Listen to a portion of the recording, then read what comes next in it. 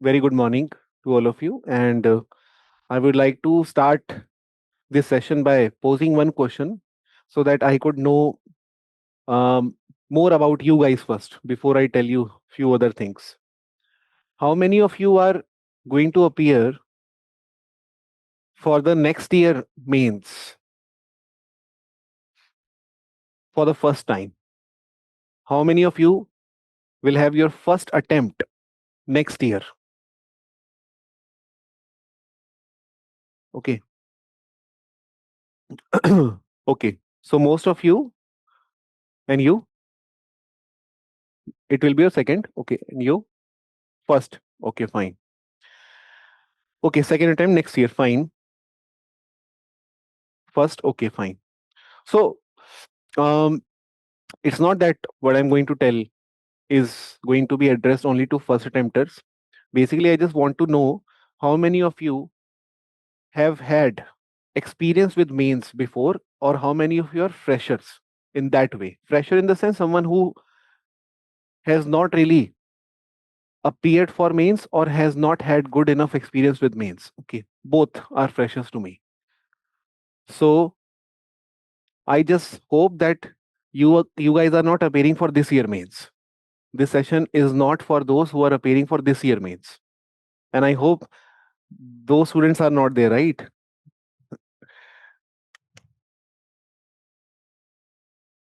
Okay. So to begin with, the title of the session is How to Score 300 Plus. I don't like this title. Okay. Personally, I am not in favor of this title for many reasons, which I'll tell you later. But few things that I would definitely like to share with you, irrespective of whatever the title name is.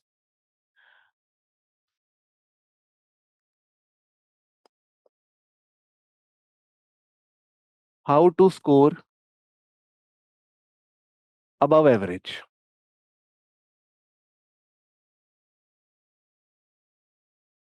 I don't want to say how to score highest because there is no such formula.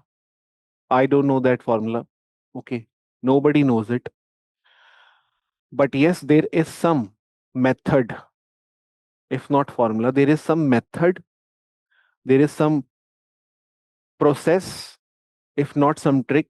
There is some method, there is some process that if we follow, we can definitely get score above average. Now, the first thing that I would like to share with all of you is what are the issues that we are not dealing with properly when we are studying on our own or when we are studying with some coaching institutions. Okay. Most of you, I firmly believe, most of the students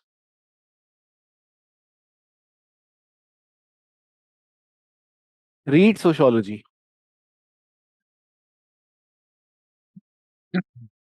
Most of the students read sociology.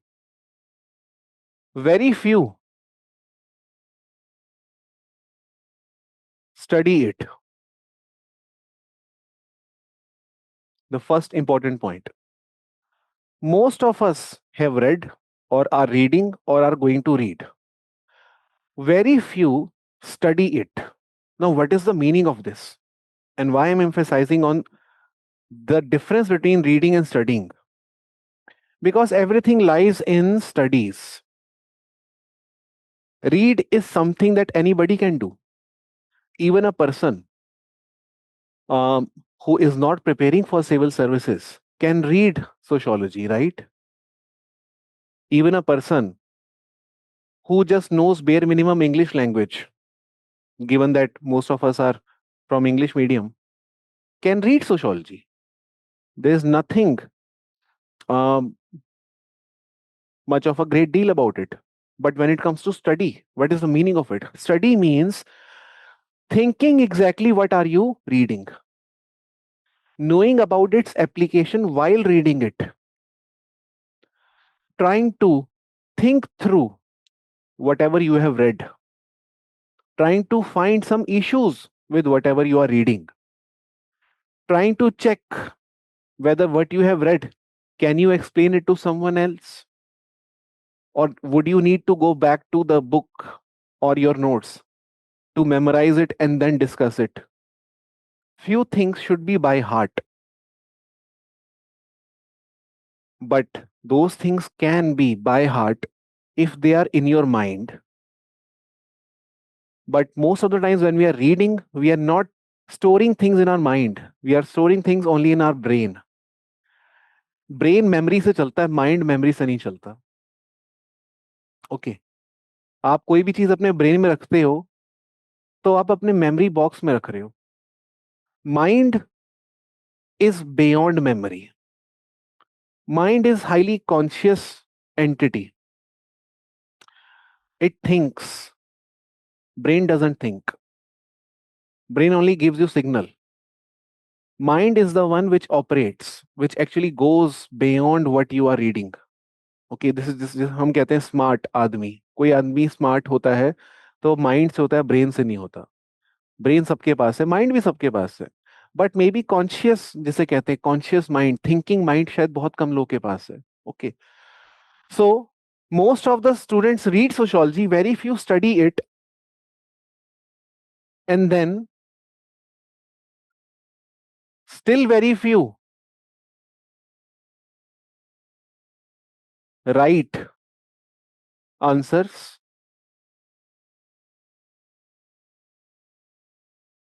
and still very few write it, write it right.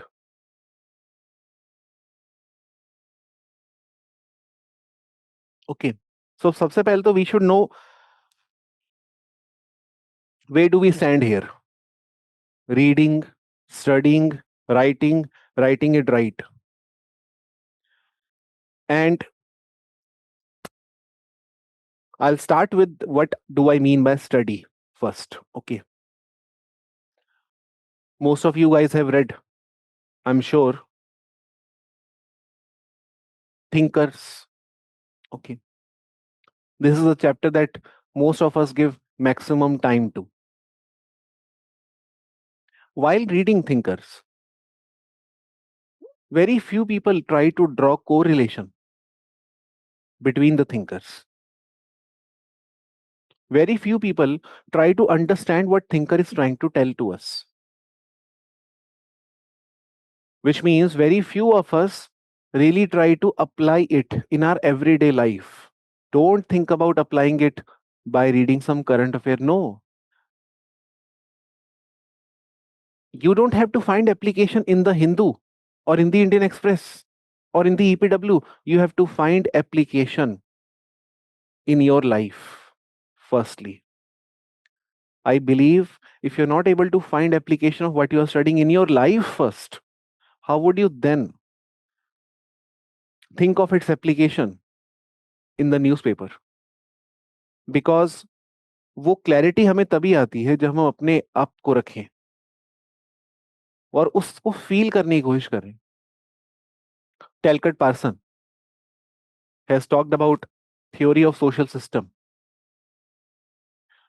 If I say level up IAS is a social system, how would you prove it? Okay. Which means that you now have to go beyond what you are reading. And this is what I mean by study. That means study means thinking, trying to apply your mind, not brain. Brain is just for memory. उतनी सबके पास होती है, बेर minimum जितनी चाहिए होती है. When you study social action, Max Weber social action, most of us have read social action. We will think like this or we will speak like this. Any action which is meaningful, oriented to others. But I want to know bare minimum application of social action in our everyday life. I don't want to find its essence in newspaper. I want to first find it within me. When do I act socially? In what ways? At what time? Or am I acting in socially in social manner only all my day? Which were social action, which were not social action? Are all my actions social action? Whatever is the definition of Max Weber, is every action that I do whole of my day falls under the category of social action. This is what I call as study. Okay, if I cut birthday cake, blow the candle, people are rejoicing in this very act of me cutting the cake, and when I share it, they smile and they also wish me happy birthday. The whole scenario consists of social action only. The very action of cutting the cake implies that my age has gone up by 1 more year. To an outsider, it is just an action of one man holding some sharp edged object, sharp pointed object, to make some cutting on this round thing which humans call as cake. But the moment this man cuts this round thing into pieces, other people start clapping. Now, this is a subject matter for the sociologist. Why are they clapping? Why did he cut the cake? Why did he blow the candle? Everything is meaningful. That means behind our every mundane or ordinary action of everyday life, there lies some meaning. That means I must find application not in the Hindu or Indian Express. I must find in my life. Why I'm saying this? If you find application in your life, the concept stays with you forever. But if you find it through Hindu or Indian Express, it will be stacked in the corner after few days. And you will again have to flip through those cuttings or articles or PDF to recall what was the meaning of social action. Are you able to relate with me, guys? Online student.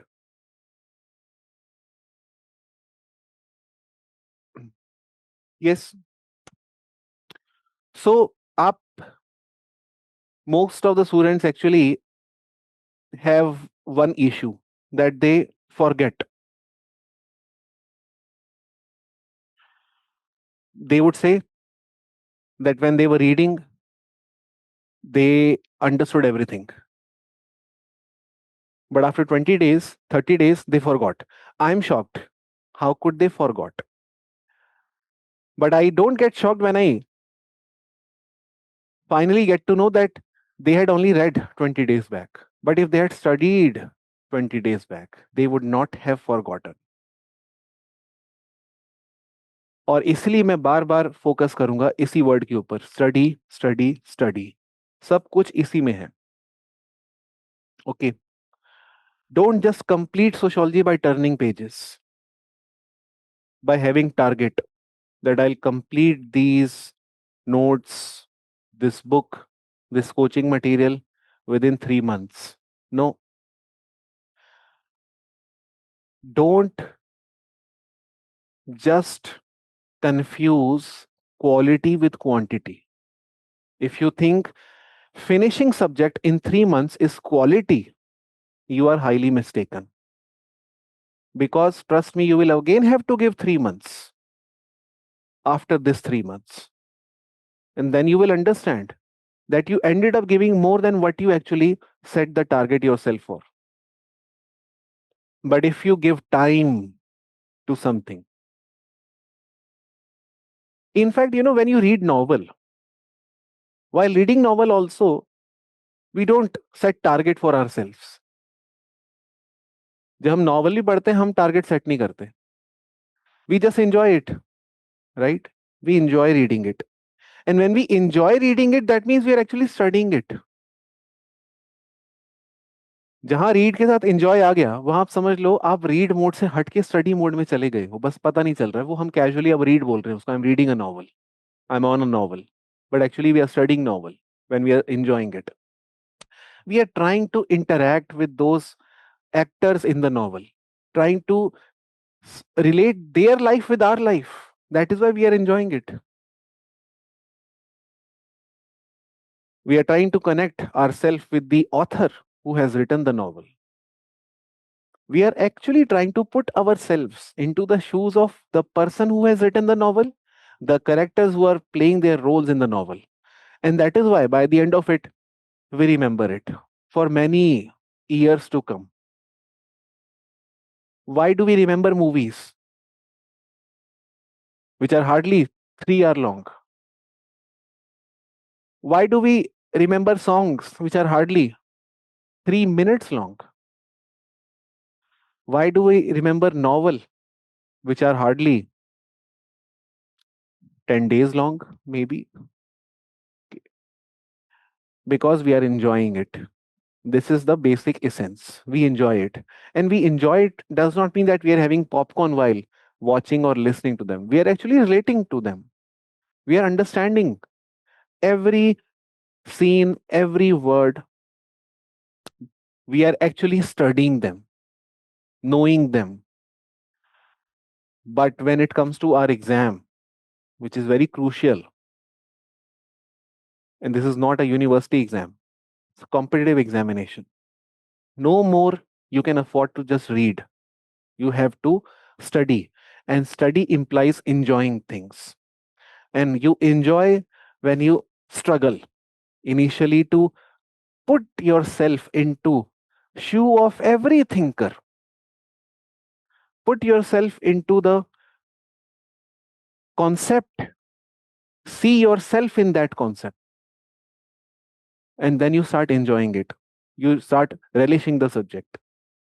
Then it stays with you for many years.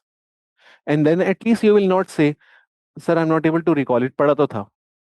Okay. Now, let us come to the third aspect of it. Very few people write answers. Now, how is studying, reading different from writing? We all know the basics of it. Okay. But why writing is important and why people delay writing? We will understand both. Why? Firstly, we delay the writing process. Second, why should we write? Third, why everybody talks about writing? Okay. Without knowing things properly. You always have this fear in your mind. If I don't know, how can writing solve my issue? Let me first know it properly, then I'll write ना. कहाँ जा रहा है वक्त, कहाँ जा रहा है? टेस्ट सीरीज तो एक के बाद दूसरी आ ही जाएगी, तब तक मैं और पढ़ लेता हूँ। राइटिंग में क्या इतनी जल्दी है? जल्दी है, डेफिनेटली है, और उसके बहुत रीजंस हैं. There are many reasons that you must switch to writing mode. When should you switch to writing mode exactly? We will understand that as well, but let me first talk about this in a separate point. Writing answers.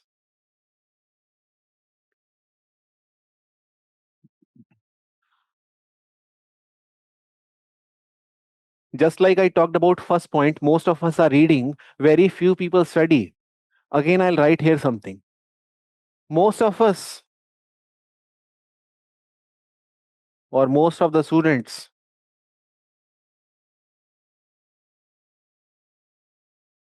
write notes. Very few write demand.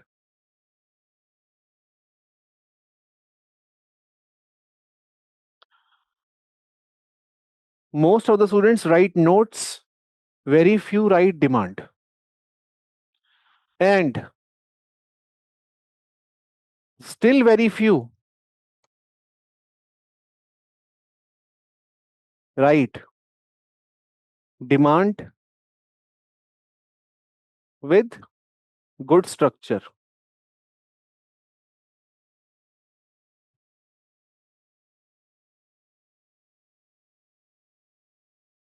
And still very few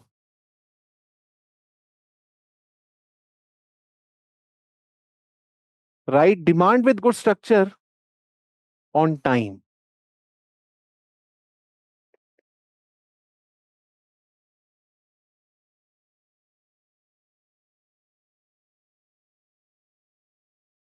ultimately हमें आना कहां पर है?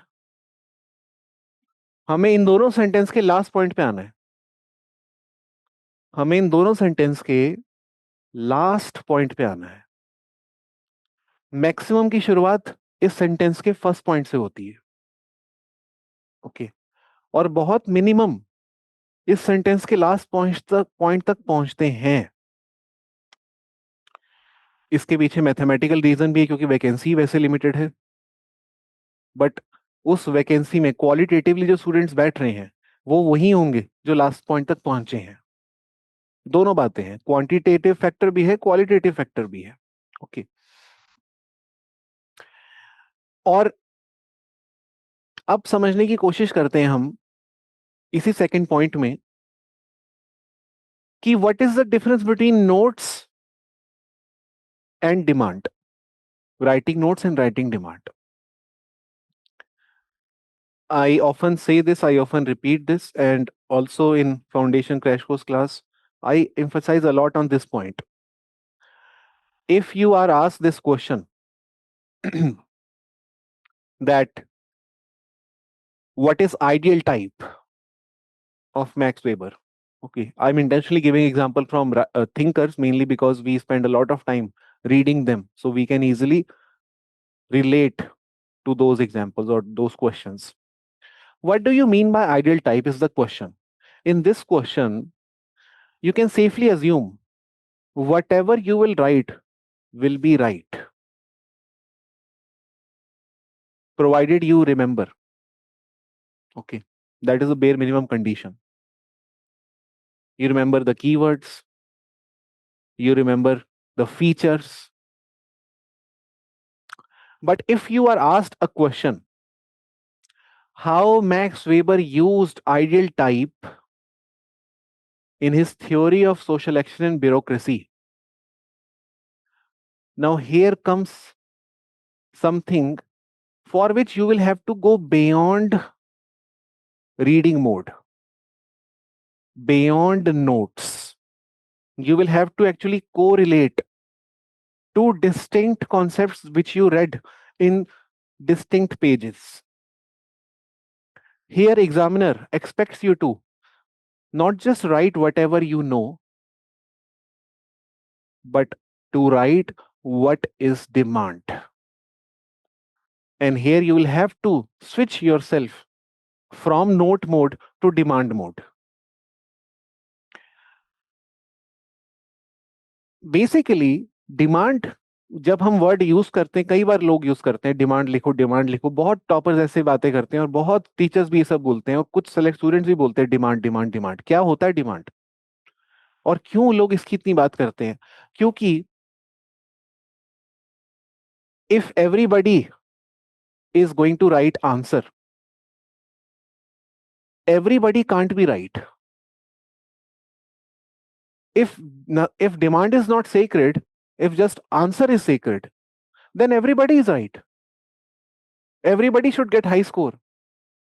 What makes anybody scoring good marks distinct from someone who could not score despite knowing many things is the only one aspect which is called as demand, that select person addressed the demand and the other could not. Although the other may have known things more than him, the other may have been known in the library very popularly as the sociologist, but he could not score because he did not write the demand. He just ended up writing his knowledge. And there is not just a thin line between these two, huge thick line between the two. Sooner we realize it, the better it is for us. And how do we realize it? We realize it when we write answer. We show it to some senior. We show it to some mentor. We show it to some teacher. We show it to anybody who has cleared the exam. He may help you. There are some students who actually never struggled with this aspect.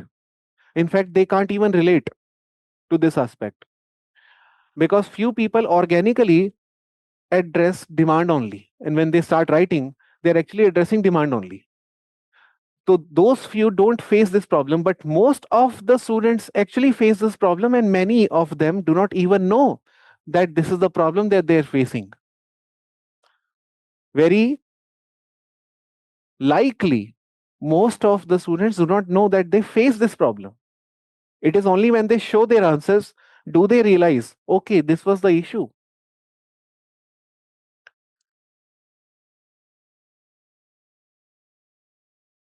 Yesterday only, um, one student came and he showed me answer to one question. The question was how quantitative and qualitative methods supplement each other in sociological research. Quantitative method और qualitative method एक दूसरे को supplement कैसे करते हैं इन sociological research? ये ऐसा question है, इसमें सिर्फ रीडिंग से काम नहीं चलेगा, इसके लिए ही स्टडी चाहिए होती है। और नोट्स लिखने से काम चलेगा नहीं, डिमांड पे आना ही पड़ेगा। आपको पहले प्रोसेस करना पड़ेगा what is the demand of the question. You can't just write quantitative methods are this, qualitative methods are this. They supplement in sociological research. For example, one word. Hence, no. You escaped.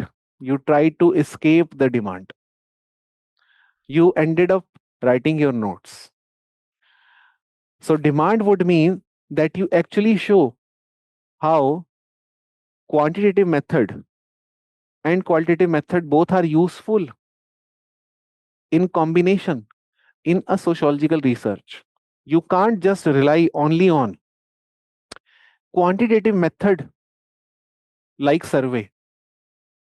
You can't just rely on qualitative method like interview in order to understand the essence of or the comprehensiveness of the social reality. For example, Durkheim हम सब लोग को मालूम है उनके बारे में, उन्होंने सुसाइड के ऊपर स्टडी किया, राइट? आप मुझे बताइए, आई एम श्योर उतना आप लोगों ने पढ़ा है, डरखाइम की study on suicide, is it quantitative research और is it qualitative research?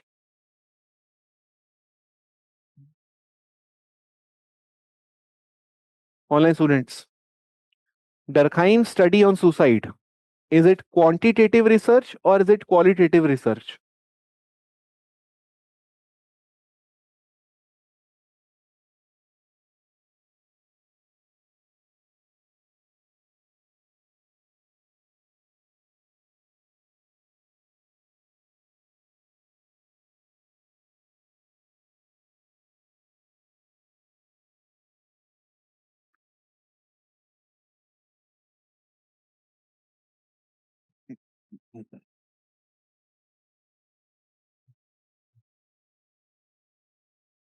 Which of them?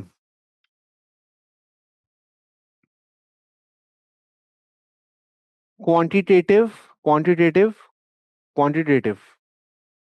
Exactly, it is quantitative. Guys, इस बात का बिल्कुल प्रेशर मत लो कि आपको बोथ बोलना है क्योंकि क्वेश्चन ऐसा चल रहा है तो शायद बोथ हो ना। अपनी कॉन्शियस यूज करो, you have nothing to lose. Okay, just be confident in whatever you do. Okay, don't get carried away by the tone of my questioning कि मैंने पूछा तो शायद बोथ ही होगा ना। It is quantitative only. Okay, तो quantitative since he just collected quantitative data. Okay, Durkheim collected quantitative data. ये हम कैसे बोल सकते हैं? And where did he collect the data from? We know this, that he collected this from police station.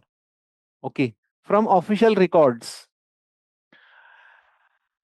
So what is the name of the method? Because he's doing research, right? What can we call the name of the method? Because within quantitative methods, there are many methods. What method did Durkheim use? If he's going to police station, which method should we name here?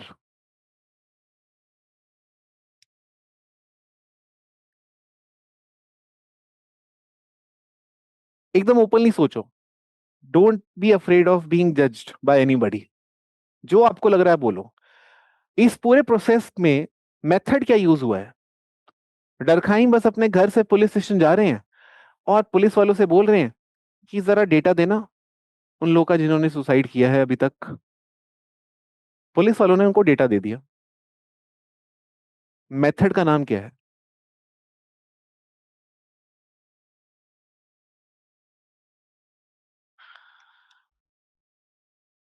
यश. बिल्कुल, very nice Yash. You are right. Method का नाम है official statistics.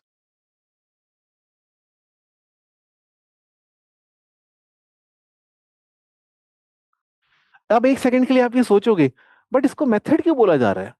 Official statistics से उसने collect किए हैं. ये method थोड़ा ना हुआ. ये तो डेटा होता है. आई मीन, ऐसा आपने सोचा होगा एक सेकंड के लिए, राइट? बट इसको मेथड कहा जाता है. इसको सर्वे तो नहीं कहा जाता. Because Durkheim is not conducting any survey here. Survey का मतलब होता है that Durkheim is framing question all by himself, distributing the questionnaire to many people, and then asking, did you commit suicide? Of course. सर्वे का यहाँ पे sense बनेगा ही नहीं, right? Questionnaire ही समझ नहीं आएगा क्या फ्रेम करें और किससे करें. हमको सुसाइड पे डेटा चाहिए, उन लोगों का डेटा चाहिए जो इस दुनिया में नहीं रहे. सर्वे क्या कर लेगा? सर्वे तो जिंदा लोगों पे किया जाता है ना? अब बचा क्या? ऑफिशियल स्टैटिस्टिक्स जो पास्ट के डेटा है उसको मेथड कहा जाता है सोशल साइंस में. ओके. जब आपको सेक्स रेशो की स्टडी करनी होगी तो एक सेकंड के लिए आप ऑफिशियल स्टैटिस्टिक्स पे पहले रिलाई करोगे कि क्या है स्टैट्स हमारे. वो एक वो मेथड उसको बोला जाता है. उसके बाद शायद जाके आप कहीं अम, जिंदा लोगों के ऊपर ऑफ कोर्स एक सर्वे करो. हरियाणा में, पंजाब में, वेस्टर्न यूपी में. आपका क्या विचार है अ, इस चीज के ऊपर? आपके घर में लड़के ज्यादा हैं, लड़कियां कम हैं, इसके पीछे कारण क्या है? आप ये फिर उसके बाद क्वालिटेटिव डेटा भी निकाल सकते हो सर्वे से. आप रीजन जानना चाह रहे हो लोगों का, क्योंकि ओके सिर्फ नंबर्स नहीं देखना चाह रहे हो. कितने लड़के हैं आपके घर पे, कितनी लड़कियां हैं. क्वांटिटेटिव डेटा जो कि आप सर्वे से निकाल सकते हो. क्वालिटेटिव डेटा, क्यों लड़कियां नहीं हैं आपके घर पे, क्यों लड़के इतने ज्यादा हैं? अब यहां आपको रीजन चाहिए. ये reasoning is not quantitative, this reasoning is qualitative. Durkheim ने क्वालिटेटिव असेसमेंट नहीं किया उन लोगों का जिन्होंने सुसाइड किया है, ऑफ कोर्स, क्योंकि वो चले गए हैं इस दुनिया से. रीजन उनका पूछ नहीं पाया. वो ऑफ कोर्स नहीं पूछ सकता, सेंस नहीं बन रहा है सेंटेंस के अंदर ही. ओके. बट डरखाइम की स्टडी क्वालिटेटिव भी हो सकती थी. His study could have been qualitative if he had tried to study the diaries of the people who committed suicide. If those people maintained any diary, this is the only condition. अगर उनके कुछ लिखे हुए आखिरी चिट्ठियां, अगर उनके कुछ आखिरी तस्वीरें, अगर कुछ उनके आखिरी मोबाइल रिकॉर्ड, मोबाइल तो उस टाइम नहीं था, अगर कुछ उनके आखिरी लिखी हुई कुछ चीजों को शायद डरखाइम पढ़ने की कोशिश करता और समझने की कोशिश करता क्या हुआ होगा कुछ दिन पहले जो इन्होंने ये सब किया, तो शायद हम बोलते कि डरखाइम की स्टडी में क्वालिटेटिव डेटा भी इन्वॉल्व है. बट क्योंकि वो नहीं है, इसलिए सिर्फ क्वांटिटेटिव हमने बोला, राइट? अब जो हमारा क्वेश्चन था, जो मैंने आपको बताया कि एक स्टूडेंट कल आया, सवाल ये पूछा गया था, how quantitative method supplement qualitative method, यानी कंबाइन कैसे होते हैं। तो ऑफ कोर्स कंबाइन का मतलब होता है आपके पास नंबर भी हो और क्वालिटेटिव एक्सपीरियंस भी हो। जब आप ये दोनों को कंबाइन करते हो तो आपकी स्टडी कहलाई जाती है complete study, comprehensive study. If I just check how many women are working in Level Up IAS, this is going to give me quantitative data. But if I also ask them what is their experience at Level Up IAS since the very first day they joined organization, what is their work experience? Now I'm going to get qualitative data. Now, if economists tell us that female labor force participation rate has gone up, they are just giving us quantitative data. But if they also tell us that what is the work life experience of these women whose labor force participation is going up or who are working in the workplaces now, then they are going to give us both quanti and qualitative data. इसको कुछ लोग triangulation भी बोलते हैं। कहने का मेरा मतलब यह है कि पहले हमें चीजों को जान लेना चाहिए। जान लेने का मतलब होता है उसको इंटरनलाइज करना चाहिए हमें, तब जाके हम उन चीजों को एड्रेस सही तरीके से करेंगे। शायद अब हमारे पास डेटा की कमी हो, शायद अब हमारे पास एग्जाम्पल की कमी हो, बट हमारे पास समझ की कमी नहीं रहेगी। सो मेरा मानना है first you need to work on समझ।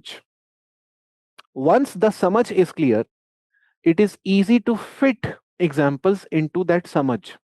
But if samaj is not clear, examples, even if you remember, they will fade after a point of time. इसका एक ही मतलब होता है कि आप फोकस करो अपनी स्टडी के ऊपर, अपनी अंडरस्टैंडिंग के ऊपर। Don't just focus on reading, and then when you write answer you will see that you are hitting demand only and not writing just notes. Study से ही डिमांड आती है, रीड से डिमांड नहीं आती। इनका आपस में कोरिलेशन बहुत खराब है। रीड और डिमांड ये साथ में बैठते ही नहीं है।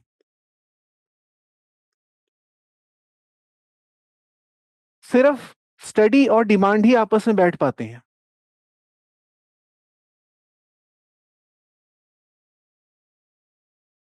यही इन दोनों का कोरिलेशन है,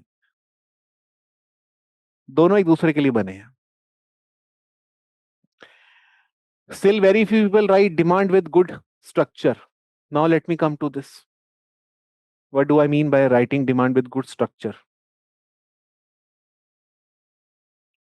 अक्सर जब हम बात करते हैं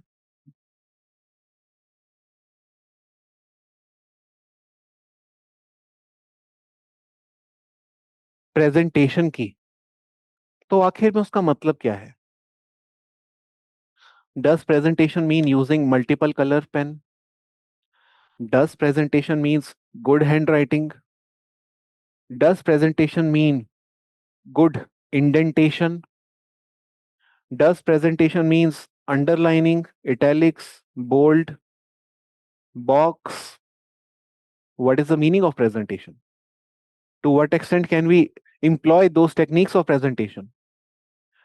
सबसे पहला पॉइंट जो यहाँ पे इंपॉर्टेंट होता है, before all these things, is that when you write answer, don't force yourself to drop thinker name.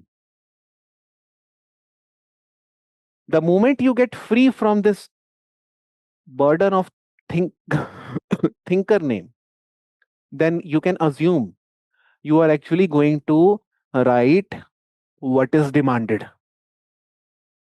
And then you can safely drop the name of thinker later on. I'll tell you how. But if you think of thinker first, then your demand will be last. Maybe it may not even be there. Okay. So instead of thinker first, go for argument first. Argument first, thinker second. This is one of the condition for you to write demand with good structure. And I'm not saying something alien. Check topper's copy. You will find this. Many students give example of Animesh Pradhan. Even if you check Animesh Pradhan's copy, you will find argument first only. Even in his copy, you will find argument first. But it is our consciousness, our preconceived notions, which is forcing us to find only thinkers in anybody's copy. And then after analyzing that copy for hardly 5 seconds, we just end up with this conclusion: thinker लिखने होते हैं. Very bad conclusion and very bad reading. When you analyze topper copy, you don't have to read, you have to study topper copy again. But हम उधर भी वही formula लगा रहे हैं, उधर भी रीड ही कर रहे हैं, उधर भी वी आर काउंटिंग कितने थिंकर. क्वालिटेटिव असेसमेंट उधर भी गायब है हमारा. There we are seeing more on the left side because we find thinkers more on the left side. हमारा ओरिएंटेशन ऐसा बन चुका है. We need to change that. Argument is the first thing. Thinkers can come later. This is the first important point. And when do you argue? When you decode the demand. And how do you decode? When you break the question into parts. If you see the question in totality, कभी कभी हम डर जाते हैं. Question जब पहली बार देखते हैं ना, एकदम एकदम घबराहट सी होती है. उस घबराहट में थिंकर के नाम आ रहे होते हैं, पता है. आप नोटिस करना, कभी अपने साथ आप खुद नोटिस करना. जब आप क्वेश्चन को पहली बार देखोगे, इस साल भी जैसे अब इस बार मेंस जब होएगा तो we will see this question paper. आप भी देखोगे. The first thing that you will say after reading the question is, यार इसमें वो थिंकर आ जाएगा. ये होता है हमारे साथ, पता नहीं क्यों. और ये हमने भी जाना है कई लोगों से बात करने के बाद, यार इसमें वो थिंकर आ जाएगा, इसमें वो थिंकर आ जाएगा. इनफैक्ट क्वेश्चन पेपर में भी लोग पहले थिंकर लिखेंगे ऊपर, ये थिंकर डालना है. इसमें कोई गलत नहीं है, कुछ गलत खराब नहीं है. ये तो कहने की बात हो जाती है ना. जब लिखने की बात आती है तो फिर हम ऐसे लिखेंगे नहीं, राइट. लिखने टाइम हमें आर्ग्यूमेंट्स चाहिए, तो हमें प्रैक्टिस उसी की करनी चाहिए कि यार इसमें ये आर्ग्यूमेंट आ सकता है, यार उसमें वो आर्ग्यूमेंट आ सकता है. सो कहने का मतलब ये है कि if you change the way you converse when you see the question, gradually you will start implementing it as well whenever you decide to write answer. Argument should be first, thinker should be second. And second important point of writing demand with good structure is that you must decode the demand by addressing parts or subparts. You must see parts and subparts of the question. मैं आपको parts और सब parts का मतलब बताने के लिए एक एग्जांपल देता हूं. अगर आपसे पूछा जाए what is the role of values in sociological research,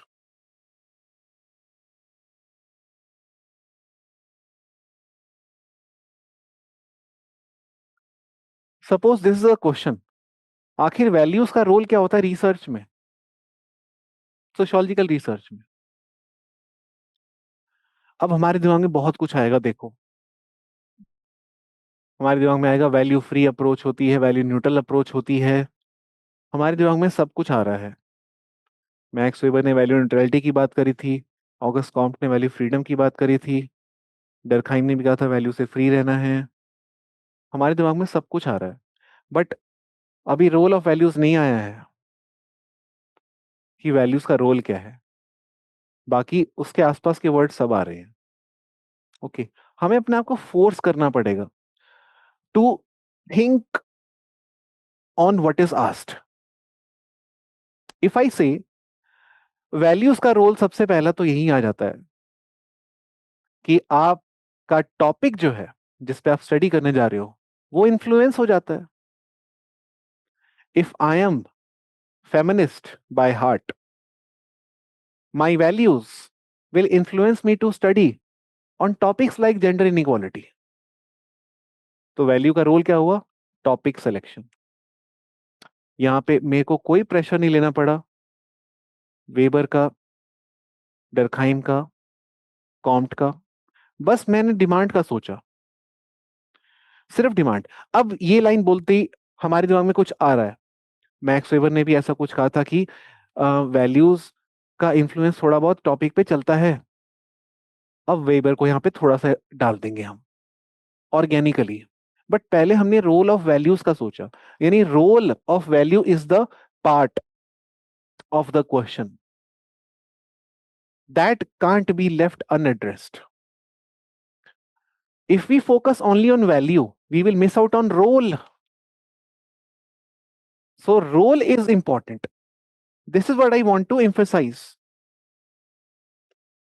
This is the part. और ये मिस हो जाता है हमसे. Okay. But anyway, decode the demand by addressing parts or subparts. And third, make subheads in your answer.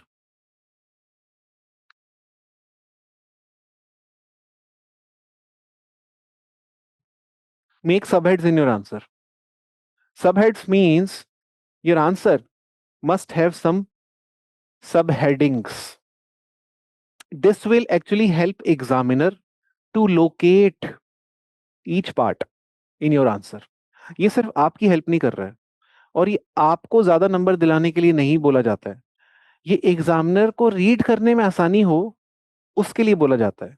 और जब उसको read करने में आसानी हो जाती है तब आपको नंबर आ ही जाते हैं। So when we think of answer writing, we must think of that person. He is the final judge. But very few of us actually think about that person. We always think about ourselves, our approach, our way of looking at things. But what is the reason behind that person framing this question? What is he looking for exactly? Very few of us actually think about those things. जब भी आप किसी topper की copies देखोगे, आपको ज्यादातर copies में सब हेड्स मिलेंगी। आप खुद फील करोगे कि it is very easy for you, very convenient for you to check somebody's copy, to check somebody's copy who has gone through the process, who has gotten good score. आपके लिए बहुत आसान होता है। और कुछ कॉपीज को देख के आप बोल सकते हो कि it is difficult to read. अगर वो आपके लिए डिफिकल्ट टू रीड है, you can easily assume it is going to be even more difficult to read for that person who is minimum 45 plus. तो ये आपको अपने आंसर को किसी और की नजर से देखने की बहुत जरूरत है, क्योंकि अदरवाइज हमें अपना आंसर हमेशा अच्छा लगेगा।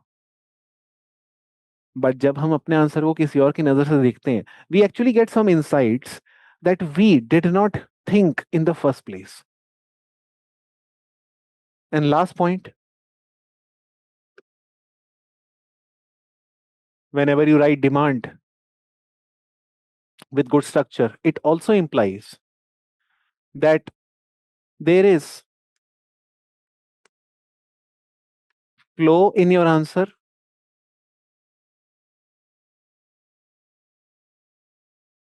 And fifth, examples are well explained.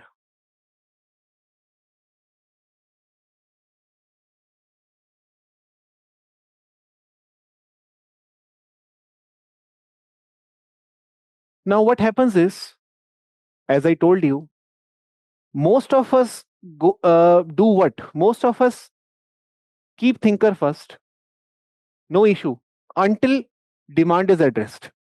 But what the issue is, we keep thinker first and we also keep our notes first. Demand argument सब साइड हो जाता है. दूसरा, we don't decode the demand by addressing parts. We actually look for only one word that we know of and we start writing the moment we see that word. We don't read the question comprehensively. Third, we don't make subheads many a times. Sometimes students think that we actually write in paragraph mode. In paragraph mode, there is no concept of subheading. No, even in paragraph, there is concept of subheading. When you read the Hindu's editorial, आपको editorial जो है हिंदू का उसमें भी सबहेड्स दिख जाते हैं, वो भी तो पैराग्राफ ही लिख रहे हैं.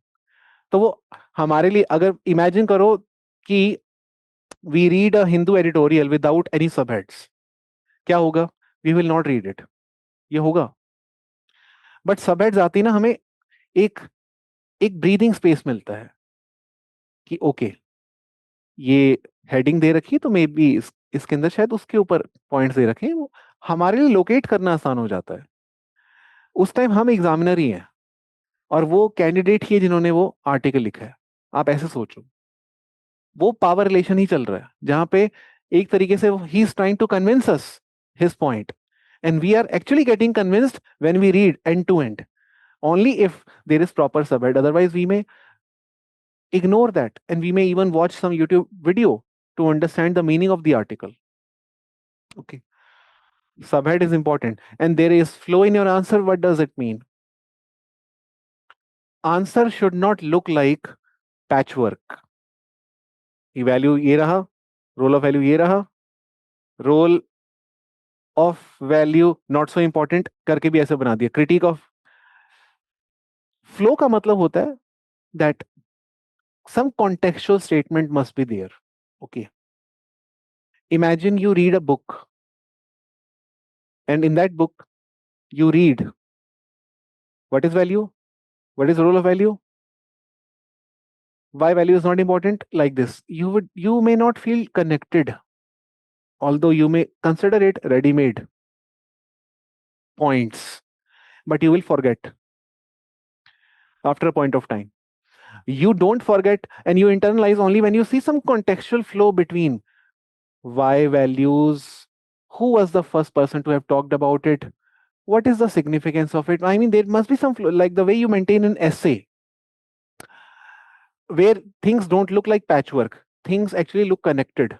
The last point of your paragraph and the first point of your next paragraph actually look very connected. They look in sync. That is what I mean here. And last point, examples are well explained. Most of the students drop example. Dropping means evading, it means escaping, it means avoiding. And it is only through example that you convince the person that you know it right. Actually, I have personally, and many of our evaluators personally have realized this. When we check copies, we actually smile when we read good examples. हम कई बार खुश होते हैं जब हमें अच्छे examples मिलते हैं कॉपीज में कि यार क्या सोचा है इसने. और जब हमें आंसर्स में एग्जाम्पल नहीं मिलते ना, हमें अंदर से कन्विंस नहीं हो पाते हम कि यार इसने लिखा है भी कि नहीं लिखा है, समझ नहीं आता. We are not ready to give him good marks despite despite knowing that parts are addressed, we are not able to give good marks. पता नहीं क्यों, अंदर से कुछ होता नहीं. On the other hand, there is a person who has actually well explained, written well explained example. That person gets good score. despite not writing as many points as the previous person. Few days back in our crash course, we actually conducted one experiment. क्योंकि एक second के लिए हमें लगता है अगर हम example explain करेंगे तब तो नंबर ऑफ पॉइंट्स कम हो जाएंगे हमारे। एक सेकंड के लिए हमें लगता जरूर है ये चीज, बट क्या नंबर ऑफ पॉइंट्स इंपॉर्टेंट है भी, या फिर ये सब क्रिएटेड है? हमें इसके बारे में सोचना पड़ेगा। ये डिस्कोर्स सेट कैसे हुआ?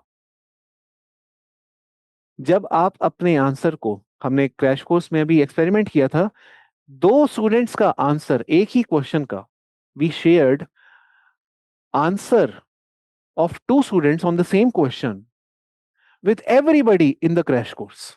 And we asked all the students to give thumbs up to that answer which they like the most. And one answer had 6 points, 8 thinkers. The second answer had 3 points, 2 thinkers, and good example. Most of the students hit thumbs up on the second one. Things were well explained, they were in flow. That means, and most of the students means 95% students actually hit thumbs up. If students are liking that answer, why would evaluator the final day would not like that answer? Organically, things feel right to us when we see it all ourselves, and if we don't just listen to what other people have to say. अगर अगर आपको कोई कह रहा है ज्यादा thinker डालो, ज्यादा पॉइंट्स डालो, no, don't just listen to what other people have to tell you. You have to assess your copy from somebody who is going through the process of reviewing multiple copies, who knows how it feels when it comes to writing, when it comes to reading what you have written. Okay, so that means what is very important here is the the key to good score lies ultimately in what? The key to good score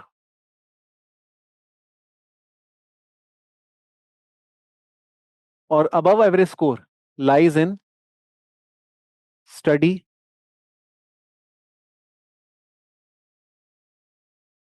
demand, examples,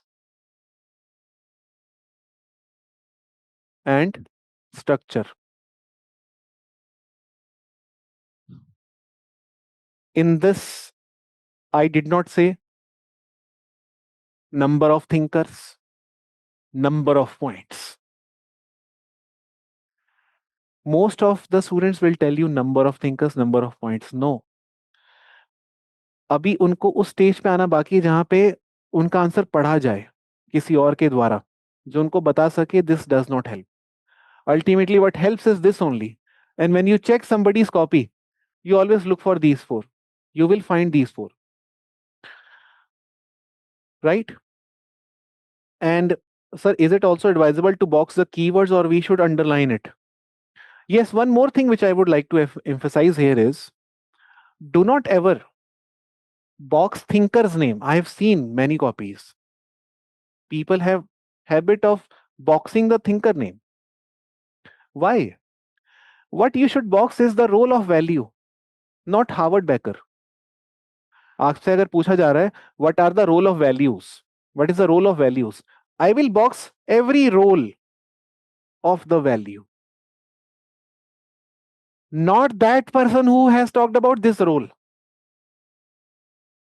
So अगर उसी question में जाएं,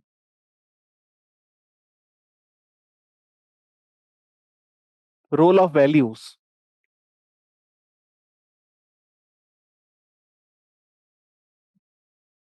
and if I skip the structure part and simply jump to demand part, I'll simply say uh, helps in topic selection.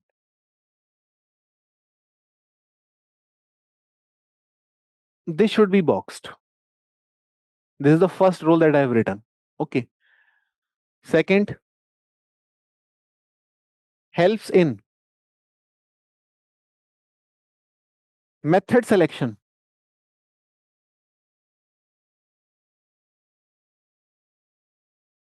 Which method are you going to use? Quantitative, qualitative? It also depends on your values. उसका भी role है आपकी values से. If you are a feminist scholar, it is mostly believed somebody who's doing research on the marginalized, on the weaker section, actually use more of qualitative method because they want to know the in-depth experience of the oppression.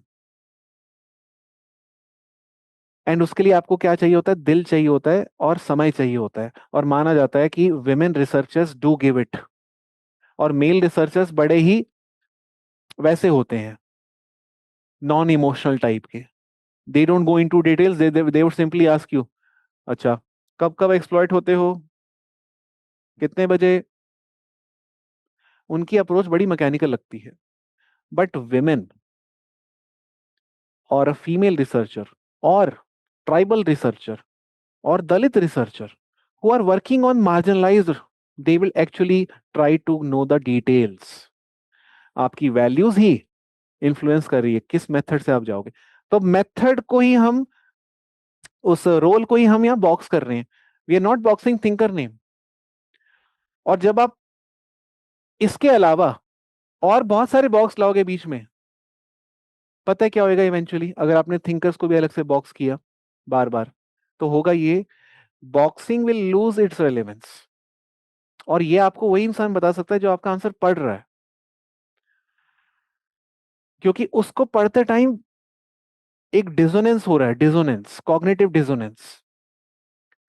This is something that I can tell you from many experience, personal experience of many people who have been evaluating with us and myself as well.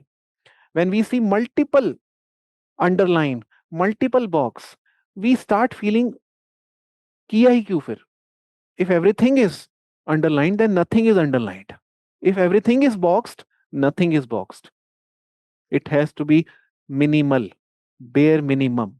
Only then it maintains its relevance. Okay, fine. So these are the things that I wanted to share with you. And I firmly believe that if you follow this approach, you will always get above average. Okay. I don't know about highest marks, and I don't know how to get 300 plus. I just know how to address the demand of the question. And I firmly believe if you address the demand of every question, you are bound to get more than above average. And last point is how to address the demand on time, which is the last factor that I wanted to discuss with you. On time ये सब कैसे होता है? जहां तक बात है इस पार्ट की, ऑन टाइम, क्योंकि हमारा स्लाइड में एक वही पॉइंट था that very few people right demand with good structure on time. तो ये टाइम पे करने के लिए दो तरीके होते हैं. एक तो होता है method of daily answer writing.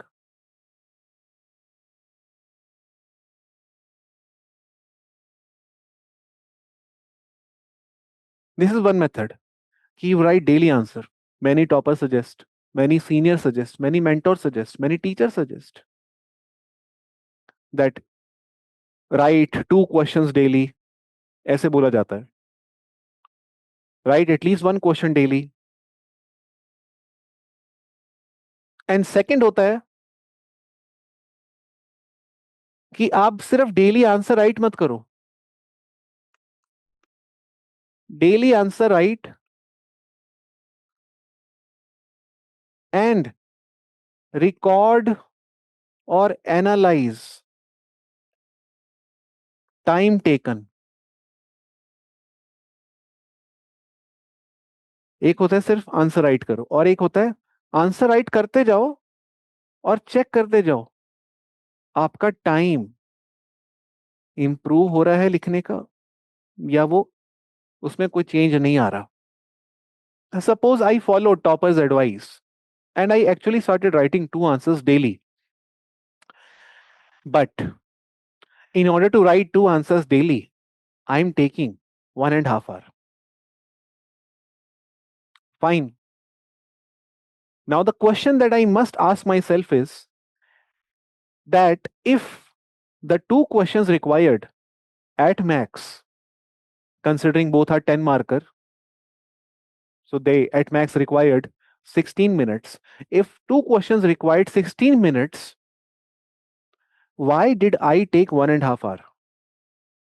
ये सवाल आपको अपने आप से पूछना पड़ेगा. ओके. जवाब बहुत सारे आ सकते हैं. याद करने में टाइम लग रहा था, पॉइंट्स याद नहीं आ रहे थे, थिंकर का नाम याद नहीं आ रहा था. ये सब चीजें आपके दिमाग में आएंगी. फाइन. अब दूसरा सवाल ये बनता है, क्यों नहीं याद आ रहे थे? और ऐसा नहीं है कि आपने पढ़ा आज और डेली आंसर राइटिंग आप शुरू कर रहे हो 1 हफ्ते के बाद. इनफैक्ट होता यही है कि आप पढ़ते हो आज और उसी टाइम सोचने की कोशिश करते हो, आज ही करता हूं मैं. आज ही पढ़ी हुई चीज या कल की पढ़ी हुई चीज में अगर आपको ज्यादा टाइम लग रहा है लिखने में, तो अगेन बात वहीं आ गई है. You may have read it but you are yet to study it. तो मेरा यही मानना है, आप जब किसी चीज के ऊपर आंसर राइटिंग करने बैठते हो, टाइम लगता है तो सोचने में ही लगता है, और सोचने में टाइम लगने का मतलब ही ये होता है कि अभी भी स्टडी करना बाकी है उस टॉपिक के ऊपर. ये चीज हमें ध्यान रखनी है. And by chance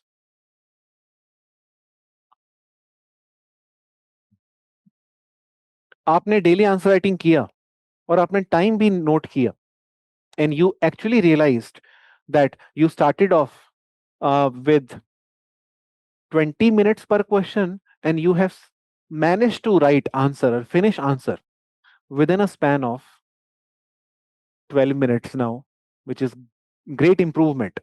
Okay, that you have managed to cut down on the extra time that you were taking unnecessarily. You have realized what is unnecessary and what is necessary, and you discover it.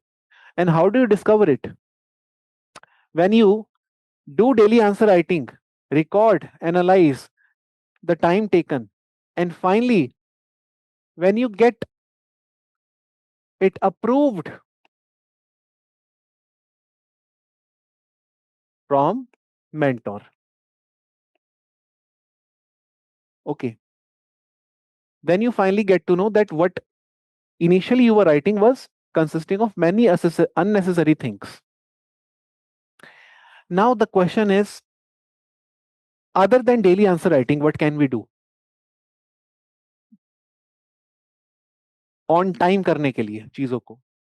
I would say, other than daily answer writing, there is a thing called as test series.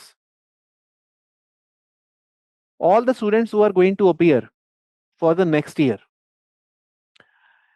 they must make it a point that at any cost, at any cost, by November, they must be done with their sociology. By November literally means by November. Okay. At max, you can stretch it to mid December. And by mid December, you should be done with writing part, knowing what takes huge time, what should not take time. This struggle you should not be facing every month that you decide to study sociology. That struggle should be over by the end of this year itself, so that you can safely switch to prelims mode from mid December, considering the kind of papers that prelims examination is throwing at us. Okay, that actually requires a different level of what we call as presence of mind. It is not about just preparation. It actually requires presence of mind. And हमारा presence of mind अच्छा तभी होता है जब हम चीजों को on time पढ़ना शुरू करें. उस दिन हम कम तभी घबराते हैं जब हमारी प्रिपरेशन काफी टाइम से शुरू हुई थी. आधा टाइम ये होता है, डीप डाउन हमें मालूम होता है कि हमने प्रीलिम्स की प्रिपरेशन हार्डली 2 मंथ्स पहले, 3 मंथ्स पहले शुरू करी है। आधा कॉन्फिडेंस हम वहीं लूज कर चुके होते हैं। When we see the question on that day, presence of mind हमारा चलता ही नहीं है, we lose confidence and we end up going for the wrong option. पढ़ा हम दोनों ने सब कुछ सेम ही था, उसका सिलेक्शन हो गया प्री में, उसका प्रेजेंस ऑफ माइंड काम आया। बात ट्रिक्स की नहीं है, बात किसी भी फॉर्मूले की नहीं है, बात नंबर ऑफ रिवीजन की नहीं है, बात उस दिन की हो जाती है। और उस दिन आपका जो प्रेजेंस ऑफ माइंड है वो तभी आपका सपोर्ट करता है जब आपने चीजों को टाइमली पढ़ना शुरू किया था अपने वक्त में। और मेरा ये मानना है, you must switch to prelims mode from mid December at any cost, and for that you must finish your optional preparation and ethics preparation, at least these two, by mid December. Today is 16th August. You still have 4 full months to finish these two so that you can safely switch to prelims mode without worrying about your mains. What happens is we switch to prelims mode, then we start worrying about mains. We switch to mains mode, we start worrying about prelims. I would advise you not to worry about prelims at this point of time and safely give your time to only these two subjects, and trust me, जैसे लोग बोलते हैं कि दो approach होती है, आप एक किताब को 10 बार पढ़ो और आप 10 किताबें पढ़ो, इसमें से कौन सी अप्रोच आपको हेल्प करेगी? Reading one book 10 times is going to help you more than reading 10 books only once, because once you read same thing multiple times, it get internalized and then you gain confidence. But when you read multiple things, you always stay confused, you always feel unorganized, you always feel preparation is complex, it is tough, you are making it tough. But the method is read few things but read it multiple times, and that is why I'm saying read only two subjects, only social and ethics, till mid December. In case you have not yet studied or given enough time to these subjects, then so definitely you must. But if you've already given enough time to these subjects and you don't feel the necessity to give any more time, then you are free to switch to some other things, whatever suits you. And by mid December, you can easily complete if you go for any test series or crash course, or if you opt for daily answer writing at home, whatever suits you. But it must be remembered that things need to get complete on time. चाहे आप अकेले करो, चाहे आप किसी और coaching में करो या इधर करो, बट चीजें आपको अपने लेवल पे कंप्लीट करनी है by mid December at any cost. Now I would like to take few questions if you have any, and then we can safely conclude the session.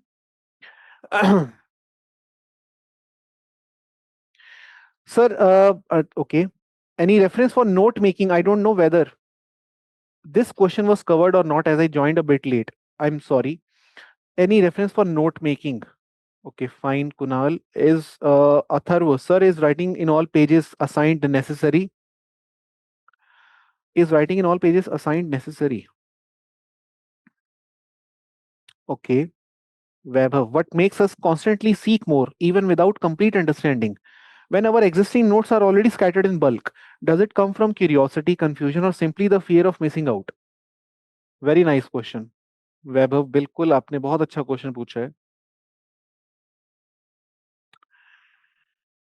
Vaibhav Mittal, what makes us keep demanding more even when we don't fully know and despite already having a bulk of notes scattered everywhere? मैं बिल्कुल समझ गया हूँ वैभव, आपका question बहुत ही अच्छा question है आपका.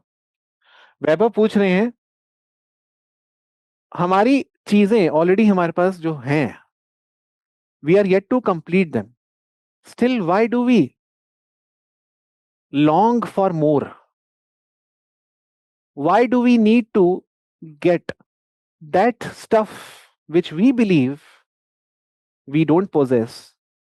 And if we possess that, then we can get extra. Why do we always want to get extra, extra, extra despite not completing what is already there with us?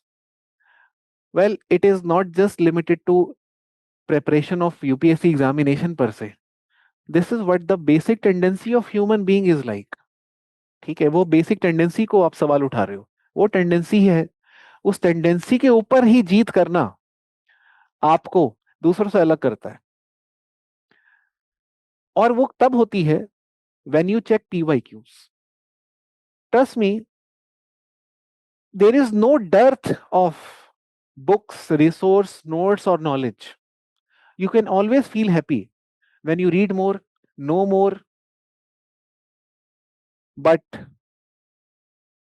you will be much more happier if you know the limits of knowing, the limits of reading, and that you know when you actually check PYQs. PYQs will give you the territory, and PYQs will not just give you territory, it will also give you signals that these are the areas you need to work on. And this is the area that you can safely ignore. Imagine that I'm studying a topic in chapter called as social stratification. Or let us assume I'm reading a topic in chapter called as politics and society. The name of that topic is Protestant agitation. So I have given 3 full days on reading Protestant agitation, and I'm liking it the more I read it, the more I read it from new books. But then somebody told me one day, question was not asked, or hardly in the past 10-15 years only one question or two question was asked, and that is the territory of this area, that beyond this no question is asked on this area. Then you actually get to know that you were actually giving more time than what was required. So whenever you study or read, keep PYQ book on your table. Always keep PYQ book on your table.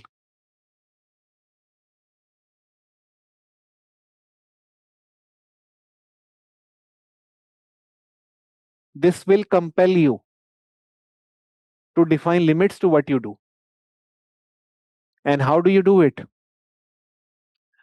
Before you start reading that chapter, just quickly parse through the questions. आपको समझ नहीं आएंगे ये answer क्या लिखना है, but आपको question पढ़ने पे एक बार ना ये समझ आ जाएगा कि एरियाज कौन कौन से ज्यादा पूछे जाते हैं। सिर्फ मैथमेटिकली आपको दिखने लगेगा। अभी उसके असेसमेंट पे हम नहीं जाएंगे कि आप लिखोगे क्या उसके अंदर, नहीं, मैथमेटिकली आपको दिख जाएगा कि यार ये area has been very very important. अब आप पढ़ना शुरू करो,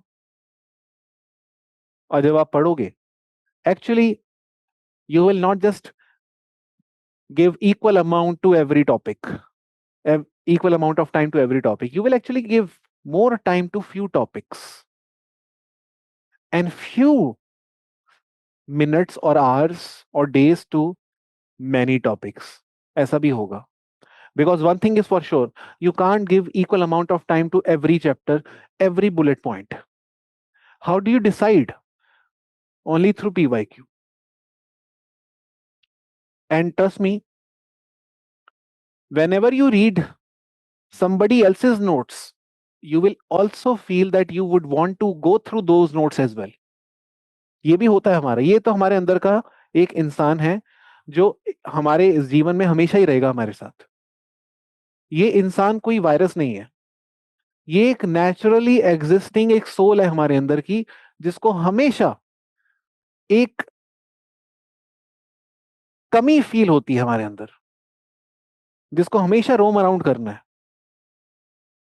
आप इससे जीत नहीं सकते हो, ठीक है, आप इसको खत्म नहीं कर सकते हो, आप इसके ऊपर रेगुलेशन लगा सकते हो, Don't try to win over this soul. Don't try to defeat it. Try to regulate it. And how do you regulate it? When you check PYQs, and then finally, once you also understand that it is not about more number of thinkers, it is not about unique thinkers, it is not about different thinkers or unique sentences given by those thinkers. It is actually about writing what was asked in simple language. It is not the flowery language, it is not the nice vocabulary that is going to help you get good score.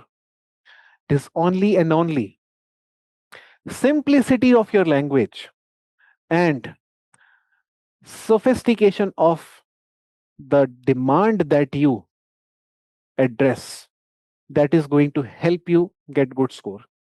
And once you internalize these things, you are not going to get scared or feel fear of missing out when you check somebody else's notes or books. Let people read whatever they like. ऐसा सोचो कि अभी उनको पढ़ना बहुत बाकी है. आपको उनसे घबराने की जरूरत नहीं है. आपको घबराने की जरूरत है क्वेश्चन से जो यूपीएससी ने पूछे हैं. वो सब लोग नहीं करते. और वही एक चीज है जो आपको दूसरों से अलग कर सकती है और कोई चीज नहीं है. So PYQ book and then addressing the demand. Thirdly, keeping argument first, not thinking of thinker. And fourthly, keeping things simple, well connected, and always giving good example or enough emphasis on example is going to make you different from others. This is what I would like to say.